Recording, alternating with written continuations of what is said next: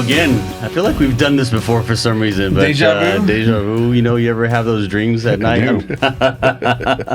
The Woodsy Fellows group, Rolando doesn't like that name, but you may want to get a little closer to me, buddy, just so the camera can catch you. Unless you're just trying to hide your face because you have the radio for voice. Thanks for being here. Do you want to start already? Is that what we're on already, but do you want to start the jokes? It's a friendly podcast here. Shots fired after this on the golf course. So Troy, Bohne, Mike Chandler, Rolando, thanks for being here. I really appreciate you guys.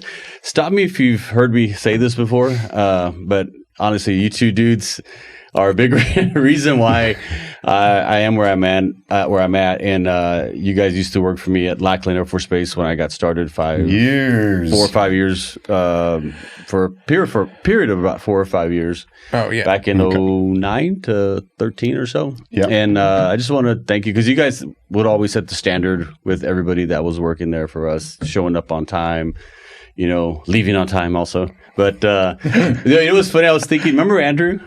My nephew? Yeah. So my nephew actually worked for a little period of time while he was going to school to kind of help do the sheetrocking and all this time. Mm-hmm. And these guys would drive in from Canyon Lake, come down 281, right? Mm-hmm. And then all the way to Lackland. Mm-hmm. And I don't know what time you'd leave your house by, but early. It was super early. Yeah, like 5:30. And then I told Andrew, I was like, well, these guys are going to pick you up and make sure that, wherever y'all decided to meet, I forget where it was, that you're there. And I remember the first day, or one of the first days that week that he was helping you guys, he didn't show up and you left him, right? And he calls me, he's like, Uncle Richard, they're not here. I said, bro, you got to get there in time with these dudes. Yeah. If you're not there, they're going to leave you behind. And I think the next day he shows up early with tacos and stuff. I think I remember that. I do. So yes. I just man, those were some good times, growing pains, for me. But it was really, really just a blessing to have you dudes, man. They're helping me out, and I know that. Since then, after that, you guys went off and started your construction company, Independent Construction, man. So congratulations. Thank you. Glad you guys have been successful and glad you guys are on here today. Appreciate it. Thanks how's that journey been so far? It's been good, man. Learning curves. It's kind of like you said, but we've been doing construction a long time. So, my dad, obviously, kind of, he had a construction company while I was growing up through all my childhood, and then met this guy when he was 19. I was 9, and I know you had a story about how you met him. I think you were up for auction somewhere or something. Yeah. So what in the world? Yeah. Well, my dad and his dad were in volunteer fire department, and now it's paid, so they don't do that anymore. But we had a barbecue and. They were looking for donations. They were doing donations for the volunteer fire department, and I donated my time. I told my dad, I said, I'll donate 8 hours of my time to for whatever money y'all can make off of it. And there was, I think, 8 or 9 bids. There was ladies usually mainly going over there. They probably wanted me to sweep their driveways with your shirt off or something. Yeah, he was young back then. Well, definitely, without my shirt on. And then his dad swooped in at the last minute because he owned a construction company to have me go work on a roof. See how low he could get him. Yeah, of course he was. To go work on a roof. Yeah. So and he got you. Yeah, I worked for him a day, and he said, do you want to work for me another day? I was like, I ain't got no job, man. Yeah, sure. Yeah. And then he was like, all right, you're working with me from now on. You live down the street. I can pick you up. It's easy. And he didn't say I was a good worker, but he insinuated. Did he pay you the same lowly wage you said? Yeah, I shouldn't be off for it. It's like the next day, or were you able to negotiate a little more? No. He paid me a little higher. Oh, okay. He actually paid me double what I was making at the restaurant. So I was ecstatic about that. It's interesting because at the base, remember they had the bacon wage scale that you have to even the laborer had to make $16 an hour back then, which is even now is a lot of money, right? But all the skill sets were kind of broken. Y'all were into carpentry or whatever. So it was good opportunities. Because you had steady work and we were able to kind of blow and go for I think at that point 4 or 5 years. when my dad introduced us to you, we were doing construction, but just not consistently. Not on base or out? Just not consistently. Yeah, just not consistently. Yeah. Kind of starting to try and get our name out there to get work. But then when he introduced us to you, it was opportunity. Well, for me, I didn't have a pool of trades that I can kind of get and hire, because I was primarily a flooring guy, and then when I got into that world at Lackland, I was able to do more of the general construction, right? And of course, which incorporated carpentry. You had acoustical ceiling guys, you got painters, of course, the floor guys and all that. So you all, for the most part, did a lot of it. Even the ceiling tile. Remember, y'all did a bunch of work for us there, and doors and all that. So it started firing your other trades and just using us. Yeah, I mean, So my nephew. No, but it was good because.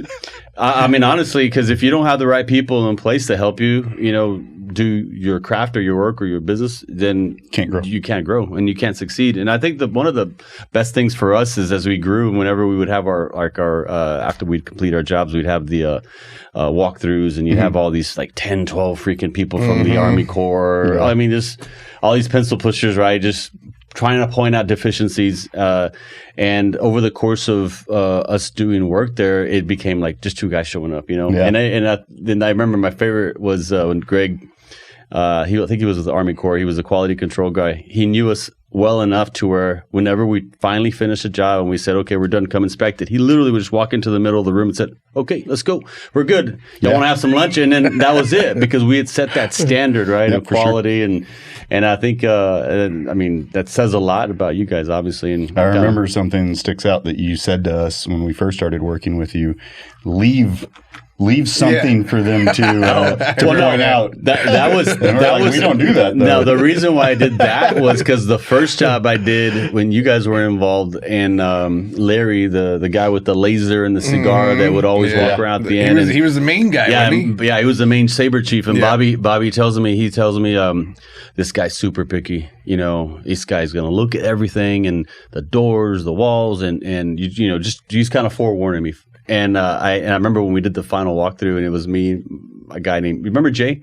Mm-hmm. Yeah, yes. So he was with me, and again, all these people come in, and Larry comes in with his laser, and I've shared this before, but I had a big roll of blue tape, and he starts pointing out all these little things, right? And I probably had 15, 20 pieces of blue tape, and I learned after that not to take a big roll of blue tape, but. And so there was like all these little things, and then Jay was like, dude, this guy's nuts. This guy's crazy. Why is he like pointing out these, there's nothing wrong. And I said, bro, it's not about your standard, first of all. Yeah. Get your mindset right. We're on base now. You're not at some house on the south side or whatever, It's about their standards. So learn to elevate that standard, right? Try to okay, this is what he's looking for. Okay, cool. Now I know, right?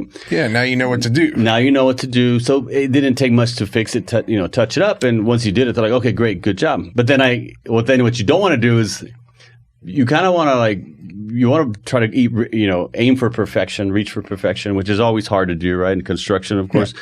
But the joke was like, leave something, not obvious, but we'll take care of that, because they're going to have to point something out. Their job is to look for something. Yeah. So maybe not look for something glaring, like a big hole in a wall or something. But I think over time as we got better, because you almost want that towards the end when Greg was like, man, everything's good, let's go to lunch. You'd spend like 30 seconds at a job site. You almost felt like, okay, point something out, just something.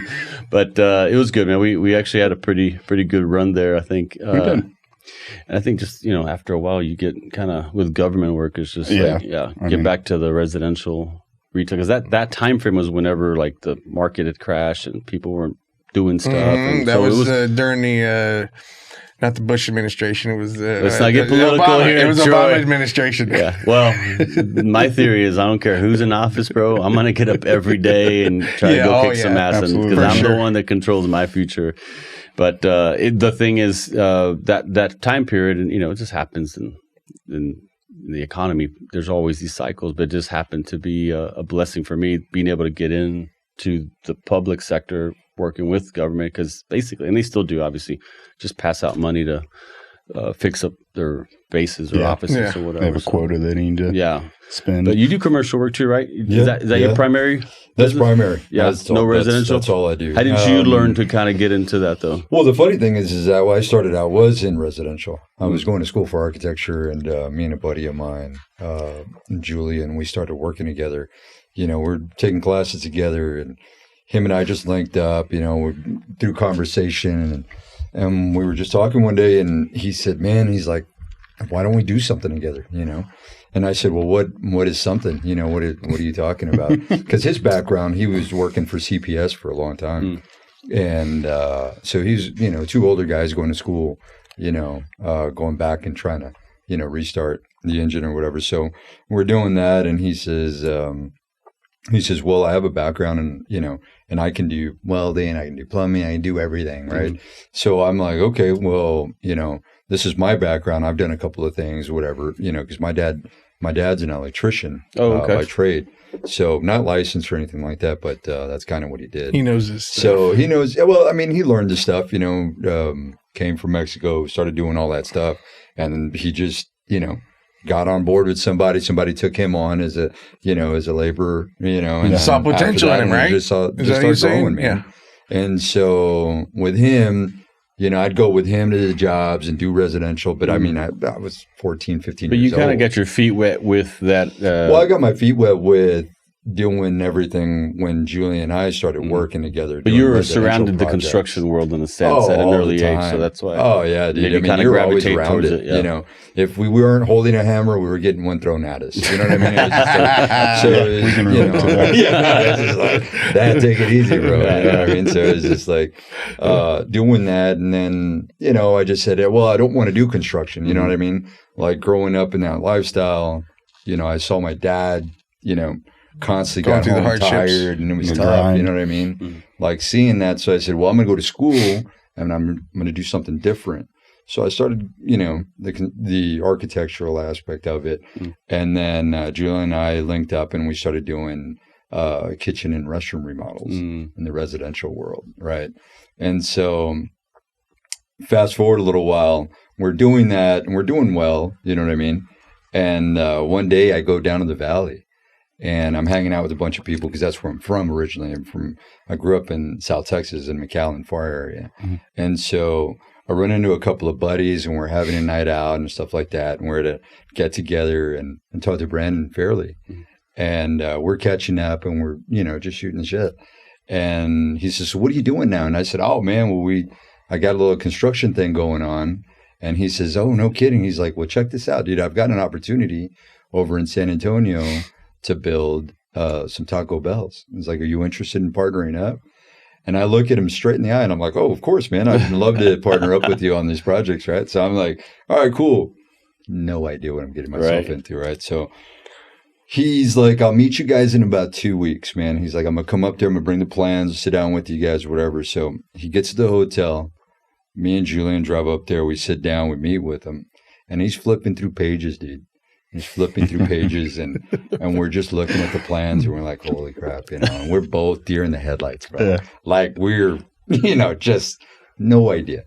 And so Brandon finally looks up at us throughout that conversation. He'd been talking for like 25 minutes. And he goes, you guys don't know anything about commercial construction, dude. And he was like, oh shit, I'm already committed. So he's like, all right, so this is what we'll do. He says, I'm going to hire you guys as a superintendent and you guys are going to help me manage the project. He's like, I'm going to go over everything with you guys and make sure that we're all on par and everything. And so that's how it all started, man. That's amazing, man. I just got in there. How long ago was that? God, that was in like 2005. Wow. And so he took us under his wing, man. It was crazy. It's amazing though, because like that's all you need is either just opportunities. That opportunity, but what made that happen was you saying yes, you can do it, right? Oh, absolutely. And not kind of being fearful of how you're going to do it. And I'm like, I've never done that, but Oh yeah, I mean, I always, and that's the one thing that I tell people. Did you know him from high school though, or just an old friend? No. Brandon and I met through Xavi. Oh, okay. Actually. But so it's also a testament to him to be able to kind of still trust you even after the fact, right? Like kind of, all right, well maybe they don't know, but I think they still have the wherewithal to figure it out, you know. Mm-hmm. And then let me go ahead and kind of help them. And I'm sure, I mean, he obviously bet on you guys to help him, and obviously it paid off. So. Well, you know, I think a lot of the times when you go into situations like that, it also, you know, it speaks to people understanding people's characters. Mm-hmm. You know what I mean? For like sure. When I think about it, you know, going back to that moment, he could have also just said, you know what, I'll give you guys an opportunity, and walked away and just said, man, I'm going to put some feelers out and see where we go with this. You know what I mean? Like maybe I got to reach out to some more people other than these guys, you know, but once you get into that conversation, you know, he actually asked all the right questions and saying, hey, you know, let me go ahead and find out how real this is for these guys. And it was extremely real for me. Yeah, like the right I didn't want to so. back out. Yeah. You know what I mean? At that time, I was hungry, man. Well, so you saw the opportunity and you took it. I think that's the big thing. That's the thing with, I think, entrepreneurs, business, especially in this industry. There's so much risk. Yeah, there's a lot of risk. Getting out of kind of where we were at, and then you all went off on your own, mostly residential, right? Or primarily residential, but we'll still it's do. that risk. You know, you're stepping into, for you, it was kind of a newer realm because you were doing remodeling, but that's like commercial. It's ground up stuff for me. Like I couldn't do, like I can do a remodel, bath, kitchen, all interior, whatever. But if it's a ground up, I would be like, I have no clue. I'm not going to even want to risk, you know, getting my feet wet with that. But was your transition to the residential coming off like the stuff, I think in Lackland, I think was probably a lot easier too, right? Because I mean, well, we were already residential before meeting you. Yeah, so. working with his dad. Yeah, we had already done that. Then went to the commercial side, and then came back to the residential. Did y'all just go full blown like, hey, we'll do anything. We'll do interior, exterior, add-on, roof. I mean, pretty much y'all have done everything. The jacks of all trade. We have built like an 85 jacks of all trade, bridge. Master of most. Yeah, I was about to say, don't say none because we can edit it out later. But real quick, on the acoustical tile speaking of masters of none. No, I'm teasing. But I remember that one job. I forget where it was. I don't think you were a part of it. I think it was you and your son did that floating. Ceiling. At St. Philip's, and but it had like all these radiuses and all that. And man, that was one I was kind of scary because it was our first one where it was a floating grid, and it had, you know, it wasn't a traditional. Yeah. And y'all knocked it out of the park, man. I was like, and YouTube wasn't around back then too, so I don't know how you figured it out. No, but I was like, dude, badass. These guys figured it out. That's the thing I will commend. You were scared, Richard? I was doing it. That's hilarious. Dude, the maintenance guys used to call me the solo robot or something like that because I did a lot of it alone, and Troy only helped me out a little bit. But I was because I used their lift, but they used to go, man, you come in here by yourself and you just get shit done. And but that's what I've always admired about you guys, because y'all can figure shit out, and you actually problem solving, man. That's a big part of it. That's, man. Just chatting with someone earlier, it's like people are looking for problem solvers in our industry, not people that create more problems, right? Like, correct. Everyone's got a problem, and our task is to figure out the solution. And if you don't have the solutions, they're going to go somewhere else, right? And then if you run into problems, we'll figure out what to do. You know, don't bring back problems to the customer. You know, right. They can hire anybody. For every that. single job has its difficulties, and you just have to get around them. And I think that really separates the good tradesman from the guy that, I'm a sure I do that, right. When they really just don't really problem solve. Well, and on top of that though, is making sure it's done right, because you can figure out a way to kind of make it work. But I know that your mindsets, which is what I love, is that you're going to make sure it's done right. And same thing, customer's going to be happy at the end of the day. Always want to make the customer happy. That's something that we put on. We 100% customer satisfaction. Mm-hmm. If you're not satisfied, just let us know, and we will come remedy that we won't leave until they're happy. Right. And that's created, we haven't had to really do any marketing because we've just slowly built, just sure a good following, just a good rapport. following, exactly. Yeah. And people will recommend, like, no, you need to call these guys. Are you on Google or any type of platform? We do now because my fiance is a market. That's what she does is marketing. That's good. So she you have to, man. You have to. She handles all of that. But we actually told her to stop because you keep getting. There was just so many calls. People and fishing. Stuff. We call them fishermen. Yeah. Oh, gotcha. Yeah, just they just want to know how much this would cost. Yeah. Not hey, this is what we want to do. Yeah. We're gonna. I like those clients better. Like, don't tell me. They just like, hey, can you do this job for me? They don't even ask you how much it is. I mean, obviously you're gonna treat them right, but so that's what we get when we get referral work. Mm-hmm. We're probably 95% gonna get the job if we're referred from somebody, but the marketing side of it, I don't know, could be 15%. Landing, and we're out there spending time, and we get free quotes, and it's just like. It just gets a little laboring to go and just put out a bunch of quotes. Man, I know you all live kind of more hill country, but do you specialize just that area or everywhere San Antonio? We do like a 50-mile radius, I guess you could say. San Antonio surrounding area. Yeah, Bohne. Yeah. And so any type of construction, interior, exterior, and then I'm guessing you got a team that you work with. You've got your subs that you have. You have your floor guy. We have our favorite floor guy right here. No, but where? Not about me, guys.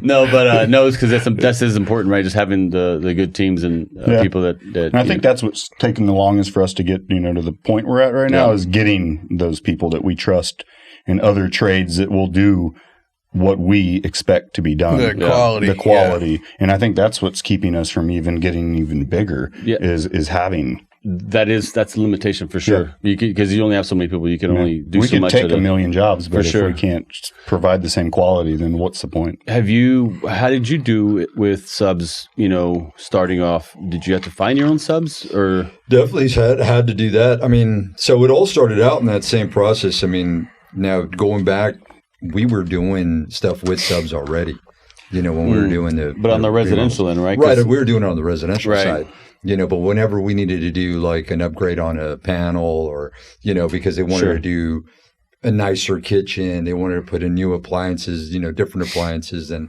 we'd bring somebody in just to make sure that we got it all done right. Okay. And so, on the plumbing side, those trades, right? You're all your licensed plumbers, licensed electricians, licensed mechanical guys. So we started developing relationships throughout that process. Yeah.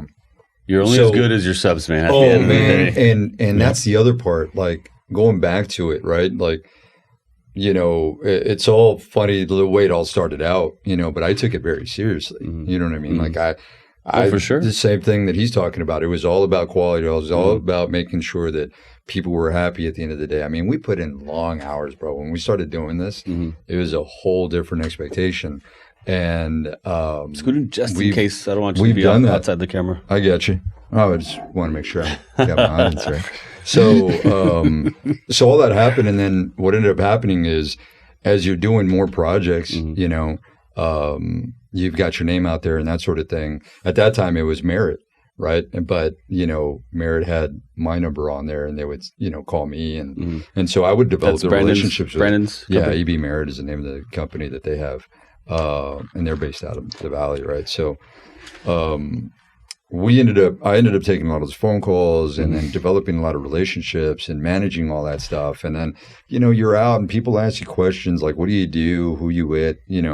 So on and so forth. And so you start just to get into the industry and, people end up recommending you and talking about you and telling stories. And so your phone starts ringing and it's like, okay, so this is the network, that I started building. And that's how it's been for me. It takes time too. It does. Yeah. And then it also takes time to learn what questions to ask, what to look for and that sort of thing with your subcontractors too, how far are they wanting to go? How good is their quality? How you were talking about, like, you don't want it to look like the South Side. Right. And it stinks that that's kind of a reputation, right? Like a building something over there and, you go over there and there's, a 2-inch thick caulk, you know, Sure. to frame out a door. And it's like, that doesn't look It's right. just details. You At the know? end of the day, Yeah, I think separates the better companies versus the not better companies. You know, the little things. Man.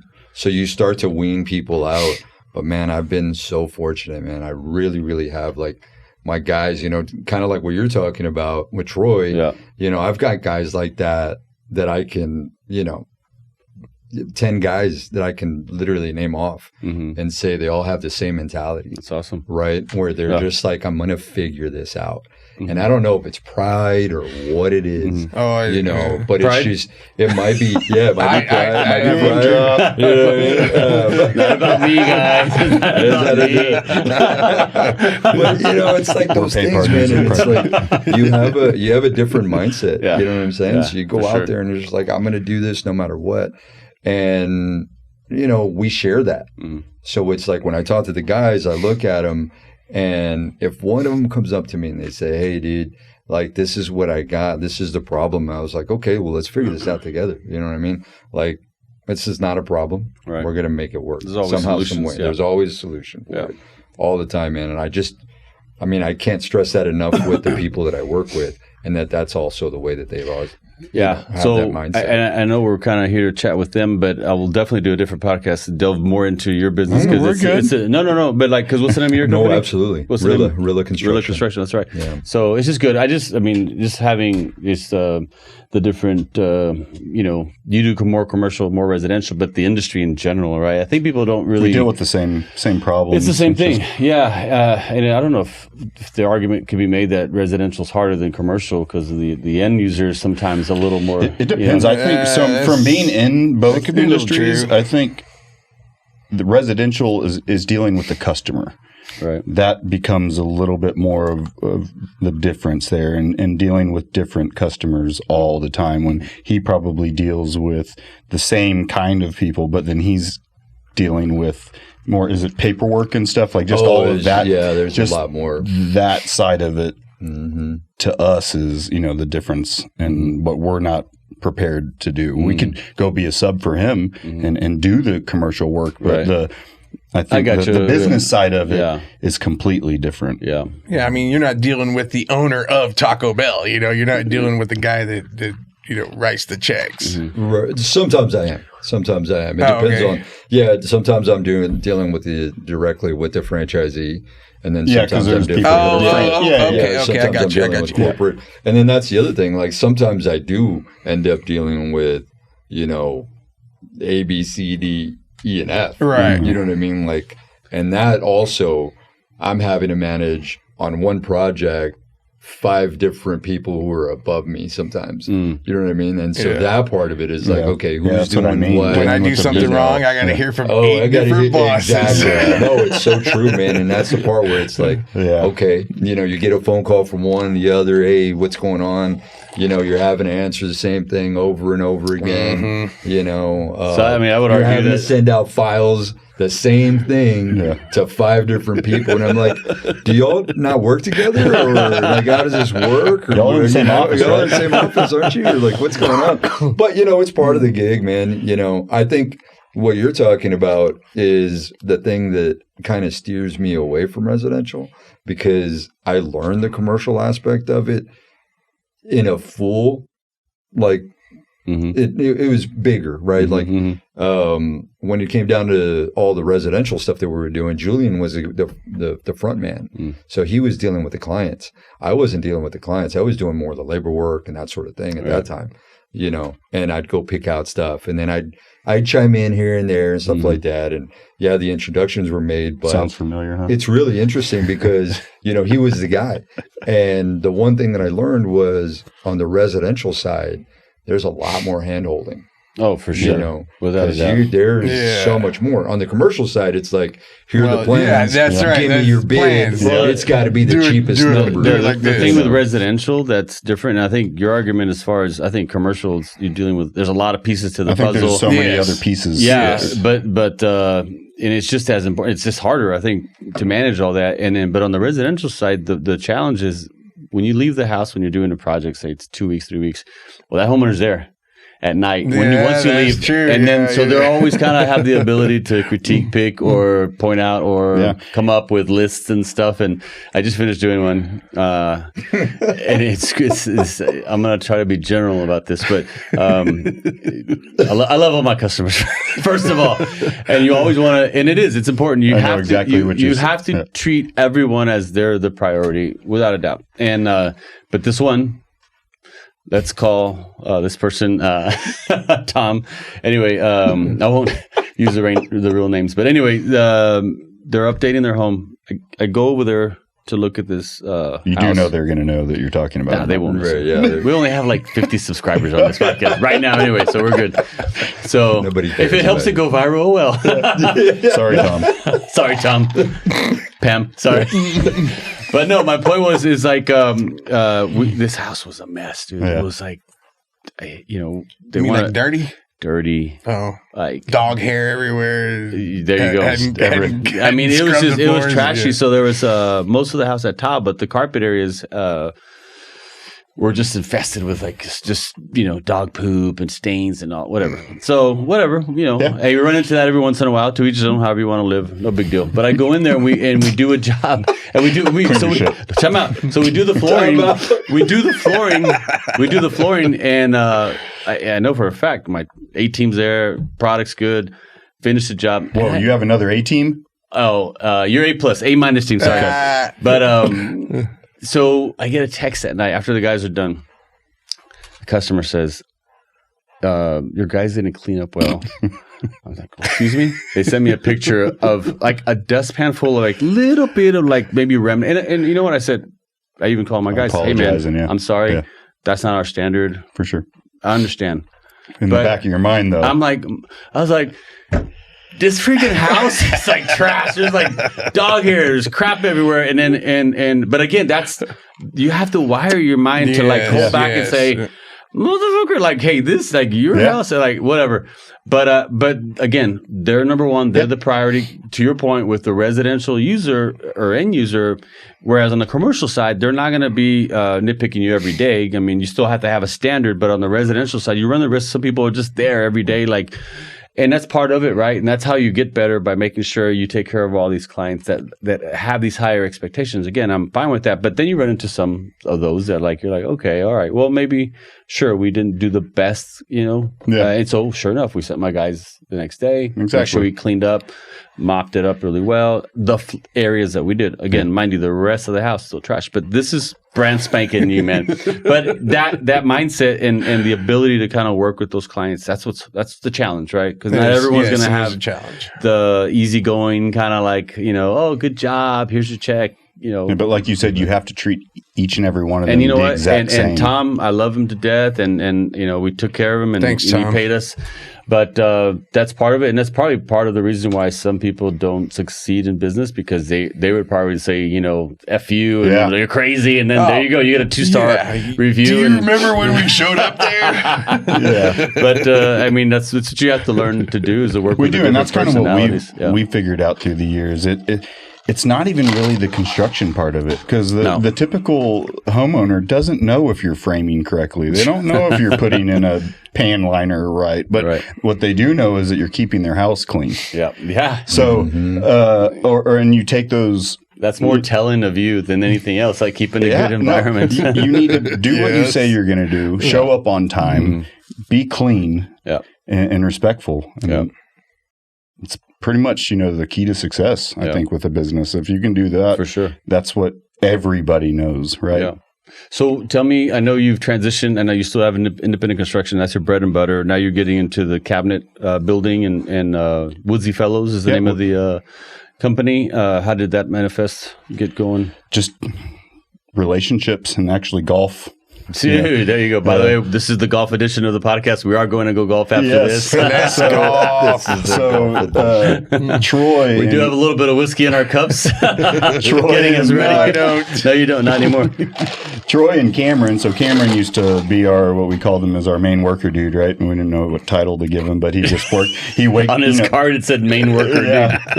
I think that's how I introduced him one day, and it just stuck. It was like very informal, and he's like, main I'm worker, dude. And I was like, well, that's what you are now. But anyway, those two went in a place called Divots, which opened up in Canyon Lake, and it's an indoor golf simulator. And we had started golfing a bunch, and he was like, man, this is close to home. Let's go check it out.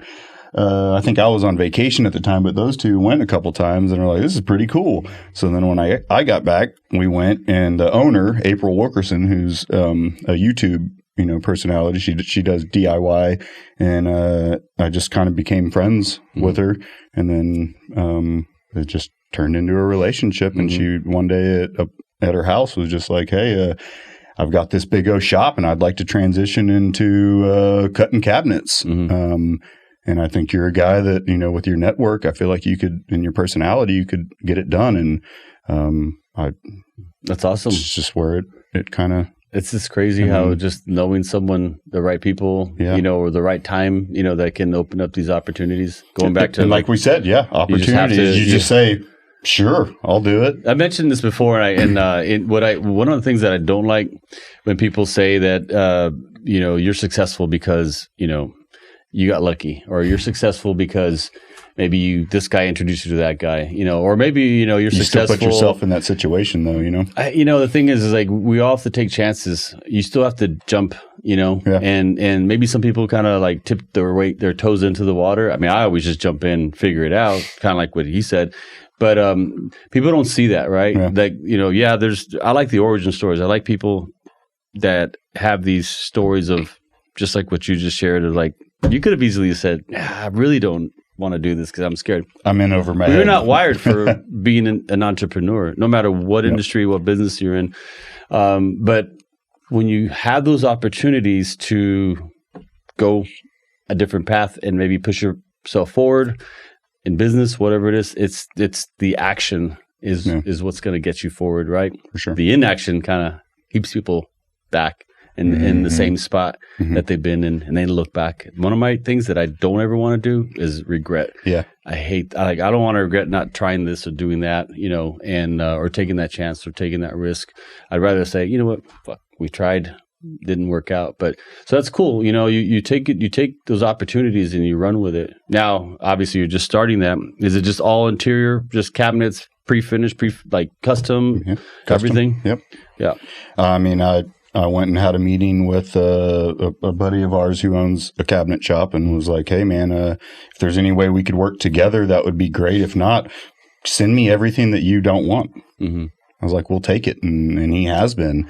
And we already going on Friday, actually, to sign Woodsy Fellows' first two full cabinet jobs. Man. Awesome. And, and I mean, independent construction is going to be totally a part of that. As much as he wants it to be. That's your base. I mean, that's your baby. That's that. Everything's going to run if it's not for that. You know what I mean? Yeah. Like you guys bid on a job for me the other day that I crossed my fingers. I hope we get. So be a good opportunity, and I think that's good, man. There's always the going back to the cabinet. I don't know if there's a lot of cabinet shops out there. Most people go to the do it yourself kind of way of just I'll go to Home Depot and Lowe's, but they don't see the value of the custom cabinetry work. It can get expensive. It's a big part of most of our remodels. Right.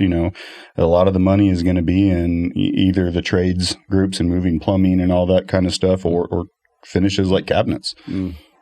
The one thing that I'll tell you too with the cabinet work, from my experience, you're getting into it, is the finishes, right? Because building, it's one thing.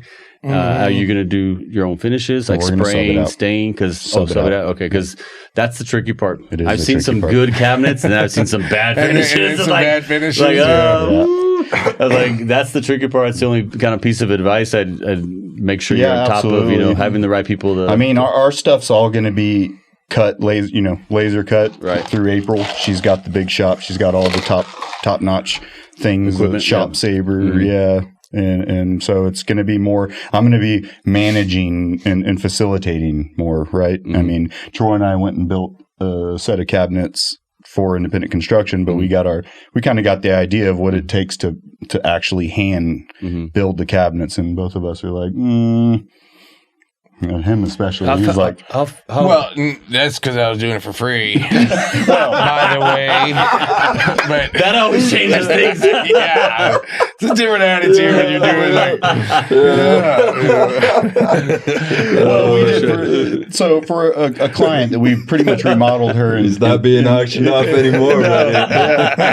Well, he's worth something now. He says it's for free, but it was for independent construction. You know, we had a client that we came in under budget, and we kind of, not that we felt bad for her, but they're a good client of ours, and we felt that, hey, we can give you something that she really wanted on this project that she couldn't afford at the time. It wasn't in budget, and then we gave it to her because we kicked butt on that job. We were in and out, and we're like, you know what?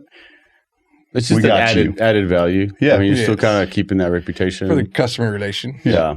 So that's why we did it. We were working for free. There wasn't as much heart into it, though, Troy. No, there wasn't. I can tell you the whole time he was doing any of them, you just see he was like, "Oh, I don't want to be doing this." But like I was saying, we'll be having all the pieces cut. It's going to go into programming. I've seen some of her videos where, I mean, she's got it's like laser. Just she has all the tools. The machinery is like top notch. So that's actually a good thing, because most of the custom cabinets, you have a guy at a shop kind of doing, and nothing wrong with that, but like, and she's giving us the opportunity she has multiple shops, so she's going to rent us out a facility when awesome. we do get bigger, and when we'll have those certain cabinets and stuff that we just can't get programmed and cut. We're going to have to do them by hand, and we'll do it. So Woodsy Fellows just starting, but gonna grow. So we need to meet up at Divots one day. It sounds like it's a pretty cool place to go. Indoor simulator golf. Is that where you learned golf, Troy? Because I will say, bro, no. You didn't? No, that's not where I learned golf. But you just learned on the course? That's where I would go when it was 107 degrees outside. Okay. So we've gone and played a few rounds already, and there was probably a period of maybe 10 years where we didn't see each other, right? Just kind of here and there. Mm-hmm. Way too long, Richard. We saw each other with over Pride at Floors. Whitewater. We saw you at Whitewater. And then just here and there. But it's cool. Like golfing for me, it's like it's a bonding very thing. Very bonding, yes. I never look at, doing business out on the golf course other than the gambling games that we do where we're exchanging money. but let me give you a testimony. As burly and rugged as you look, you're a good golfer, man. I don't think I've ever heard anyone call Troy a good golfer. So there. Well, it just depends on the standard, right? Like you said, I have a low standard when it comes to golf, but it's cool. No, dude. First of all, I love this dude. You know how much I love you, but it's just I was like, Troy. I know golf. Say it's like oxymoron, right? Like I know Troy fishing, yes. Troy hunting, bowling, maybe. Not even bowling, bro. I don't know about bowling, but he's a good bowler. But Troy whittling wood, whatever. It's just like. But golf is like. When I said golf, you're like, well, no, it's like when you were like talking to me about golfing. Now it's like, bro, let's get out there, and we're going after it right now. After this, but I'm very impressed, bro. He's gotten way better, and we've only been golfing consistently now about 18 months. Yeah, and that's a short stint. Yeah, so that's awesome. For us to be where we're at golfing. Yeah, it's it's a tough sport. So. It's for sure, very tough, for sure. Frustrating. And the last time we went out, I just want to bring this up real quick. The last time we went out, we went to have dinner, and I just want to say, this my podcast is kind of, I try to sprinkle in a little faith here and there. It's not a natural conversation for men, to be honest with you, right? Sometimes you'll be in front of maybe another business owner, or you're more of an intimate relationship on a business side with someone, maybe over a cup of coffee, you talk about it. But I wanted to commend you because you prayed over our dinner, if you remember. Yeah, I did. Yes. And actually at that moment, I was like, oh man, I was like, okay, cool. I thought that was awesome, man. And I don't know if that's kind of a natural thing that you always do, or if you just found something that kind of the Holy Spirit to tell you, hey, let me just kind of pray over these guys that need prayer. Let me give them some help. God spoke to me that day. Yeah. Never in my life, other than that moment, that I was just. No, I'm just kidding. I was like, wow. No, dude. No, but thank you for that. I just, that's really. I don't know. I mean, that's part of my journey right now, and again, it's sometimes not a natural thing to talk about God and faith or, and because, respectfully, I don't know where everyone is in their lives with that. Right. But that for me, at least, kind of gave me a little opportunity to start chatting with you guys about it. So thank you for that. No, yeah, man, it was my pleasure. I mean, I pray probably at 95 to 97% of my meals. Mm-hmm.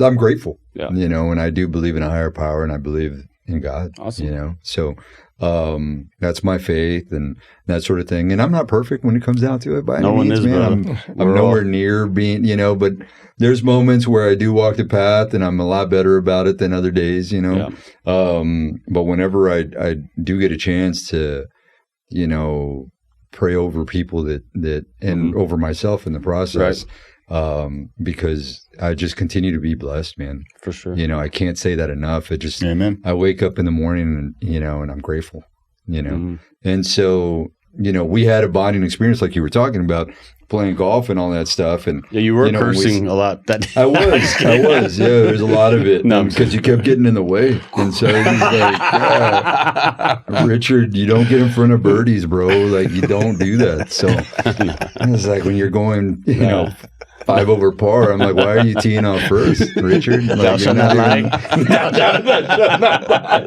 So no, man. I mean, it's just good, it's just one of those things, man. Yeah. So how are you guys with your journey? I mean, it's the way to live. I mean, I don't think either one of us are, go to church every Sunday. We definitely can't claim that that's what we do. Yeah. But I'm definitely a God-fearing man. Yeah. Awesome. Yeah. That's good.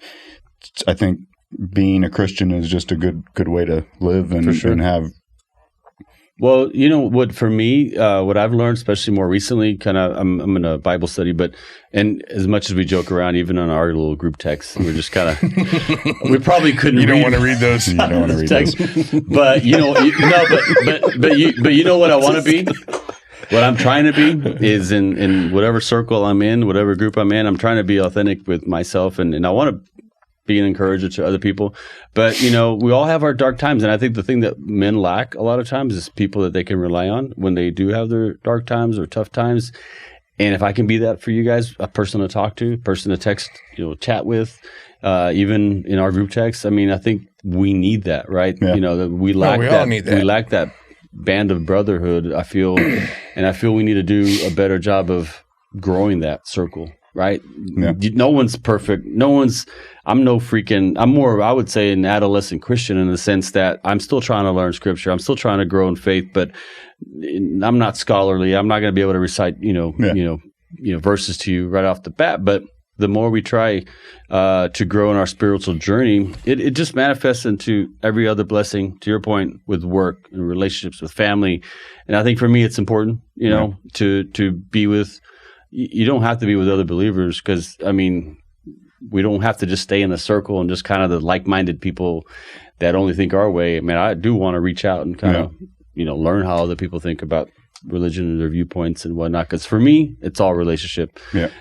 Religion's kind of a turnoff word, for a lot of people. They hear the word religion. It can just become a touchy subject. For sure. It's like politics. Not everybody believes the same, so it can And I respect that. And I'd rather learn why people think a certain way, perspective, because you can't be like, it's only my way or the highway. You have to, be broaden your and I think that's a good way to do it. In that kind of sense, yes. Yeah. Some really religious people, I believe, are very they can be one-sided, and I think that's awesome. That I don't know. I know you say you don't go to church, but I think I go to CBC, and man, I just love the pastor. I love the church, and they're opening up a north side church, which is kind of more towards Bulverde here pretty soon. But just if y'all ever want to go, obviously you can go. But it's that's again the Cornerstone. No, CBC is off 1604 and 281. Kind of by the Best Buy. Yeah, what's CBC stand for? Community Bible Church. Oh, okay. Yeah, okay. Sorry, Bible-based church. But Pastor Ed was one of the main pastor. But is that the same one you were going to when we started working for you? No, I used to go to Summit Christian Center. Yeah. Okay. And it's interesting because I'm older now, obviously, but when I was in my early 30s, my kids were younger, I was serving a lot more. I was actually kind of lead usher. I was real involved with the church. And then kids, not an excuse, but they get older. You got all these activities, sports and all that you're having. All of a sudden you kind of get away from church, your routine of going on Sunday. So we kind of got off track a little bit. Now we've kind of circled back and I'm probably not as involved. In fact, I just had lunch with a friend of mine the other day, told him that I'm going to be more connected with the church as far as serving the church. Because the other thing is, even though you have a band of brothers you're trying to kind of hook up with and encourage or be there for, it's also good to kind of serve your community, kind of reach out, to try to expand that circle, of the Christian community as best you can. And it doesn't have to be, again, it's just a matter of just serving people. And I think what we all do is, it is a ministry in a sense, because we're out there kind of helping people, realizing their dreams with updating their homes. And we go in with good values, mindsets, like, you have good intentions, and it shows, and people appreciate your efforts and what you do. You're doing a good thing. You have good values. That's a form of ministry as well, of course, right? But anyway, sorry to kind of buzzkill the conversation. It's like, Troy's like, okay, I need another cup of whiskey. There was nothing wrong with that. Time to golf. I liked it, Richard. Again, I'm just trying to be true to me, and I know you guys. You know what I look at is that right here, this hearts, and all you guys have good hearts, even though we talk shit and kind of. But we're men, right? And do men things, and there's nothing wrong with that. But it's always good to have people around you that encourage you. So.